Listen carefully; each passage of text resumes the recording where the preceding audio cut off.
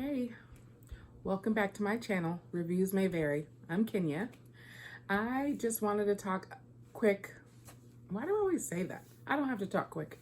I just want to talk long about what I've been reading. I just finished 3 books yesterday, so I'm recording this on Sunday. I usually wrap up my reading week on Saturday. So I finished Mexican Gothic, which I really liked, so I'll talk about that one.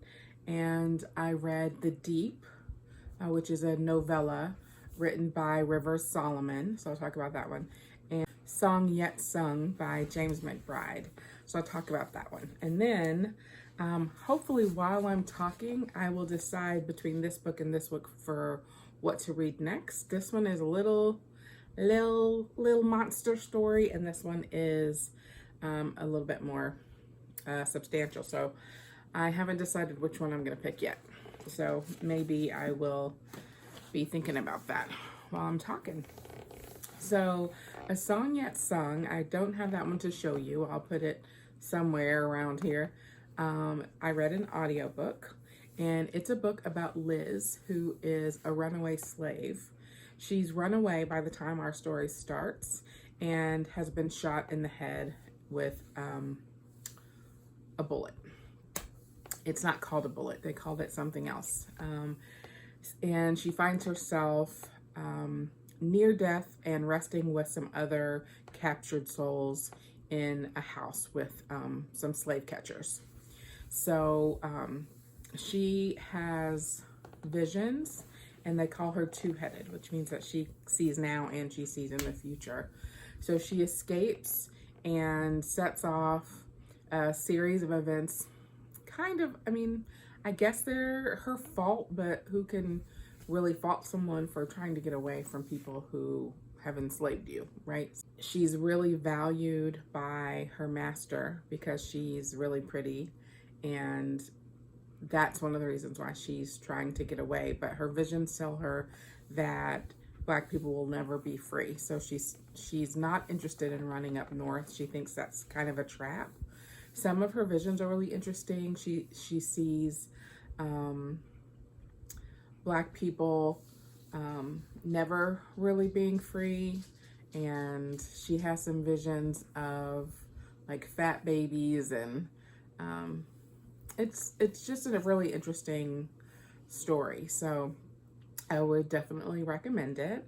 It does happen pre-Civil War, and slavery and how Black people were treated during slavery is a prime thing happening in the story. So if you don't like the N-word, or you clutch your pearls at things like that, then this isn't the story for you. But it was a good fictionalized narrative about runaways, really.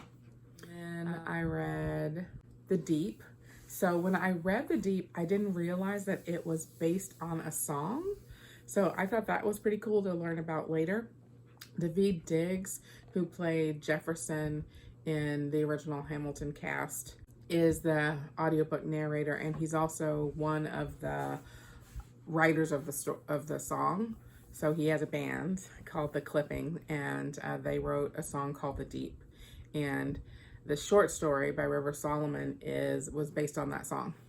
So it's about a race of aquatic creatures who are descended from the pregnant slaves who were thrown overboard during transportation on the transatlantic slave trade. So it's actually kind of an interesting idea that we breathe water in the womb, and something about being thrown into the water allowed these babies to breathe water when they were born of their enslaved mothers being thrown overboard. But the people don't want to have to remember all of the horrible history of their lives. So one person per generation, or per whatever, hold on to all of the history for them so that they can live without fear of consequence of that. And then once a year, they get together and they all share the memories. And in the story, the memory keeper runs away because it's too much for her to handle alone. So it's a good story about memory and what stories mean and how they help shape who we are and what we learn about ourselves. And David talked a little bit about them using we instead of I because it's a collectivist. They're a collectivist group. There's a little bit about language in there and about finding connection with other people. So I would definitely recommend it. It's a novella. Written form, it's only about 160 pages. I read it audiobook and it was about 4 hours long. It was definitely worth 4 hours. And then in the afterword that David reads, he attacks everyone who has it on higher speed than normal. But whatever. It was worth it. It was worth that quick read. The book I read in print was Mexican Gothic. Silvia Moreno Garcia. I was really excited when I heard about this new adult horror book set in Mexico, written by a Mexican author. So the story opens with Noemi. She lives in Mexico City and she's basically trying to find a husband. Well, that's what her parents want her to be doing. They want her to be finding a husband, but she really wants to go to school, but she doesn't really know what she wants to go to school for. So they don't really love this whole idea. But she is called home from a party and her dad wants her to go out to the countryside to check on her cousin who's been sending odd messages about being in danger. So of course you would send the young woman that you think is completely irresponsible to check on her cousin in a situation like that. So she goes, and the patriarch of the family, Howard, is very old, and a year ago her cousin married a mysterious man. Nobody really knew anything about Virgil, and Virgil has a brother named Francis, and then their aunt is, no, it's Francis's mom. Her name is Francine. So all of these people live in the house. Noemi shows up.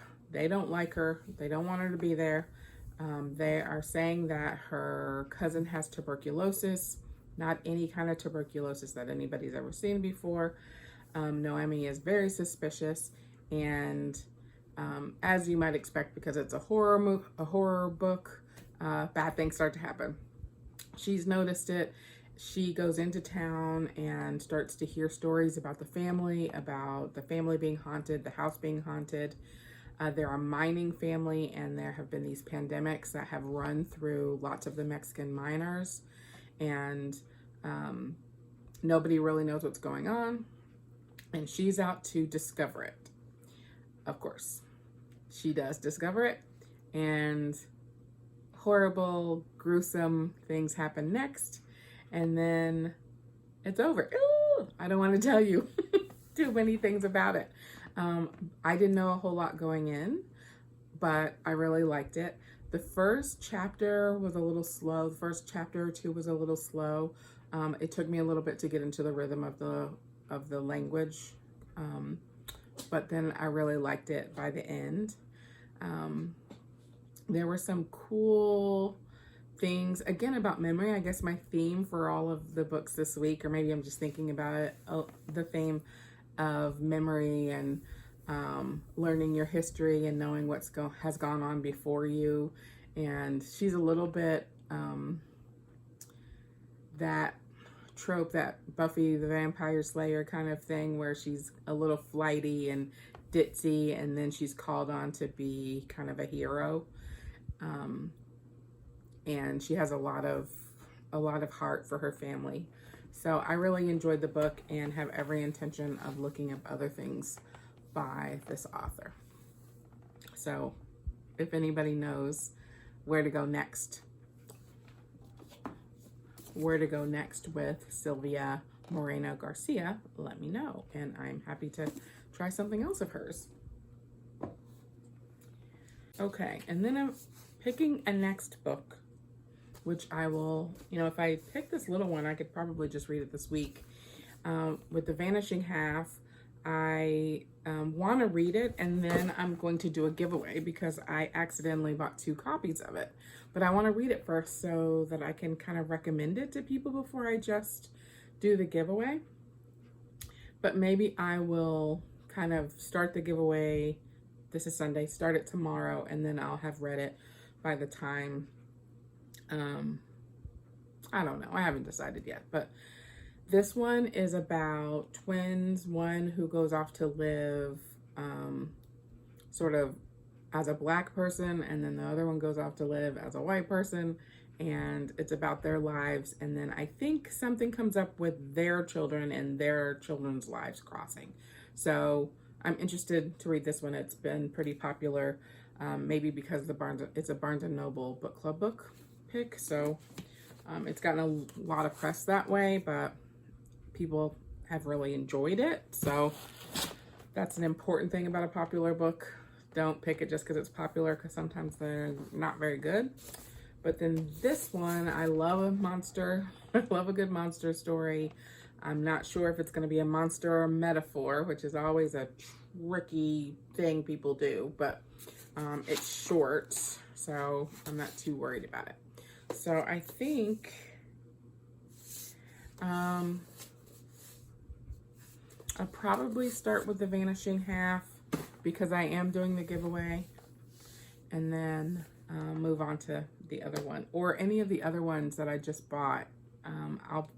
If I ever post the haul video that I recorded, then I'll link it here. But I just bought a whole bunch of books, and I'm waiting on another order to be delivered from a bookstore. So plenty to read.